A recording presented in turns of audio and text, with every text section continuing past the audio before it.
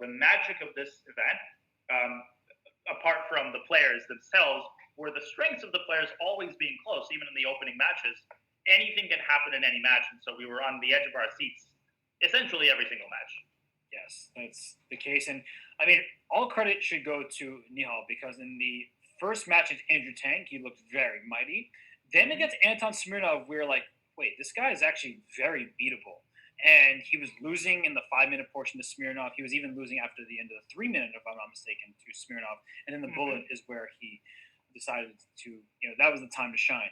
Yep. And after that, so I guess not even just after, He with the never looked back. exception of that match, it hasn't looked close in his other matches. So Nihal, something about Smirnov's style was tough for Nihal. Otherwise, he has just been an absolute just demon. He's a He devil. has. He has, and that's why his friends call him that. And it's, one gets the sense, the confidence level and just the ability to play all of these types of positions with time pressure. It's the set of skills being as well rounded as it is. I mean, he's, I think, definitely going to be above 2,700. He's, you can just sense the talent and the maturity level and the versatility. And he's going to be the very well deserved winner of the JSCC, a tournament that is going to be fascinating for years and years to come, Robert.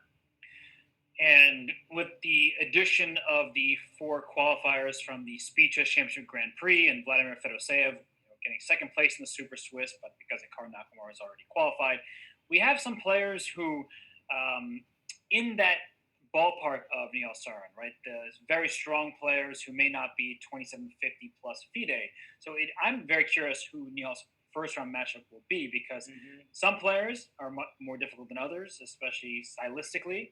But I do think that Nihal, I've said this throughout the match today, he has a chance no matter who he faces. Anybody. I do believe he does not want to face Hikaru Nakamura. I don't know why. Hikaru, he's a pretty easy opponent. But no, I mean, he's got a chance against anybody, particularly if he displays the same kind of confidence and ability to survive and thrive in time pressure. But that's going to be an incredible event in its own right. This format, there's something about this format, whether it was the IM, not a GM, whether it was the JSCC, the SCC, it brings out not only the best in players, but it just makes it so competitive. It makes it so fun to watch. You get all of the time control showcased, and you get a little bit of everything, which is awesome. Indeed. And 3 minutes left of the JSCC. We know that Nihal Sarin is the champion. Now this is just a formality at this point. Mm-hmm. And will he be able to take this game? His king is far more active. There's Rook D2 check that you have to keep an eye on. So, right. Here it comes. That king needs to be on C3, not on G3. Rook F3 forces the king to the second rank. Maybe you chase the knight away now? I don't know. Okay.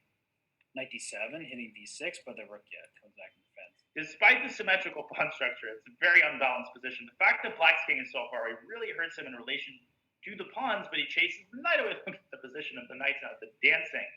It's funny, Don, you said it hurts him with relation to the pawns. Totally agree, but it helps him if you keep the rooks on the board and create an attack, like King F2, King E2, Knight E2. Yeah, it can walk in all of a sudden. So I have to be a bit careful here.